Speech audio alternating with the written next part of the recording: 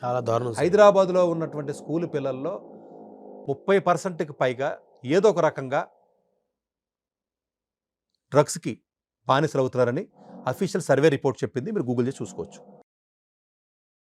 30 అంటే చిన్న నెంబర్ కాదు కదా. మేబీ పెద్ద పెద్ద స్కూల్స్లో అంత ఎక్కువ లేకపోయినా ఓవరాల్గా చెప్తున్నాను. స్లమ్ స్కూల్స్ అనుకోండి, గవర్నమెంట్ స్కూల్స్ అనుకోండి, చుట్టుపక్కల ఊరుకోండి, అన్ని కలిపి నేను ఓవరాల్గా చెప్తున్న సర్వే రిపోర్ట్ ఇది. మీరు గూగుల్ చేసి చూసుకోవచ్చు. అదేంటి సార్ అంత నెంబర్ చెప్పారని మీరు అనుకోవచ్చు. ముందు నెంబర్ ఇంకేంటంటే ఈ పెద్ద స్కూల్స్లో కూడా ప్రాబ్లం ఏమవుతుందంటేనండి, చాలా రకరకాల రిచ్ కిడ్స్ ఉంటారు. వాళ్ళకి అన్ని రకాల దొరుకుతాయి. కొంతమందికి ఇంట్రెస్ట్ ఉంటుంది, అలవాటు ఉన్నట్టు ఉంటాడు, రకరకాలు. ఫస్ట్ ఒక్కడు తెస్తాడండి, పక్కోడు చెప్తాడు. కొంచెం ఎవడైనా క్యూరియస్గా ఉంటాడు, ఎక్స్ప్లోర్ చేద్దాం ట్రై చేస్తాడు. ఆ వయసుడు ఎలాంటిదైనా ఎక్స్ప్లోర్ చేస్తాడు, ట్రై చేస్తాడు.